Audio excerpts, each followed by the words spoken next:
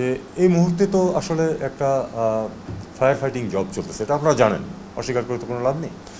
কারণ ছাত্ররা traffic control করবে এটা তো কথা না, তারা করছে কারণ এছাড়া উপায় ছিল না, তারা নিজে থেকে এগিয়ে এসছে যাতে করে, কিন্তু তাদের তো স্কুলে কলেজে ফেরত যেতে হবে। তো প্রথমে আমরা এই কাজটা করি, যাদের এই কাজটা করার কথা তাদেরকে আমরা নিয়ে আসি, আমরা পারিনি এখনও, এটা দেখতেই পাচ্ছেন। তবে আমরা আশা করছি যে আগামী এক সপ্তাহের মধ্যে সিচুয়েশন অনেক অনেক ইমপ্রুভ করে যাবে এবং তখন আর এটা লাগবে না। এখন কাজটা হচ্ছে যে আমাদের স্থিতিশীলতা ফিরিয়ে আনা প্রথম কাজ, সেটা 7 দিন লাগতে পারে, 15 দিন লাগতে পারে, 2 মাস লাগতে পারে, এই স্থিতিশীলতা ফিরিয়ে আনতে হবে।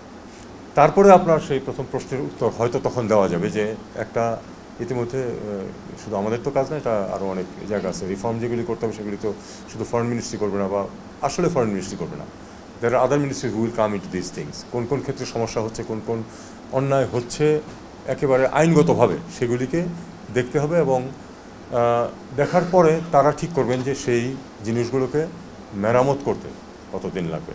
এখন তারপরে এটার যে মেয়াদ সে সম্বন্ধে বলা যাবে। এখন নির্বাচন করতে হবে অবশ্যই, এবং নির্বাচনের মাধ্যমেই এই সরকার সরে যাবে, কিন্তু তার আগে আমরা এখনই বলতে পারছি না যে ঠিক কতদিন লাগবে। এটা নিয়ে আপাতত না হয় আমরা স্পেকুলেট না করি, আমরা কিছুদিন অপেক্ষা করি, একটা স্টেবিলিটি আসুক দেশে, একটা প্রোগ্রাম আসুক, সরকারের পক্ষ থেকে একটা প্রোগ্রাম আসবে যে এই এই এই এই কাজটা আমরা করব।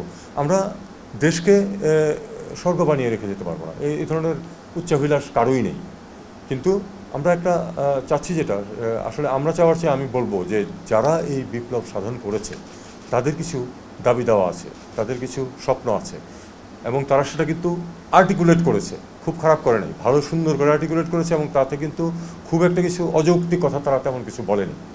তাহলে তাদের সেটাকে অন্তত পথটুকু দেখিয়ে দিয়ে যেতে হবে, তাতে যেটুকু সময় লাগে। শেখ হাসিনা ফিরবেন কিনা সেটা তো আমার বিষয় না, সেটা আপনার। এটা যদি আমাকে আইন মন্ত্রণালয় কখনো বলে, এটা আমার বিষয় না। আইন মন্ত্রণালয় যদি বলে যে তাকে ফিরিয়ে আনার জন্য চিঠি দেন, আমি দেবো। এটা দেখতে থাকুন কি হয়। সব কিছু, একটা জিনিস মনে রাখবেন, সব কিছু কিন্তু এই ছাত্রদেরও নিয়ন্ত্রণে না, আমাদেরও নিয়ন্ত্রণে না, দেশের নিয়ন্ত্রণেও না, এটাকে মনে রাখতে হবে। বর্তমান যে উপদেষ্টা পরিষদ আছে তারা কিন্তু ঘোড়া ডিঙিয়ে ঘাস খাওয়ার কেউ চেষ্টা করবে না, এটুকু আমি বলতে পারি। তাদের সাথে আমার ব্যক্তিগত সম্পর্ক যেটুকু আছে তাদের করে আমি বলতে পারি যে তারা এই কাজটা করবে না বলে আমি মনে করি। আই মে বি প্রুভড রং, সেটা হলো পরের কথা।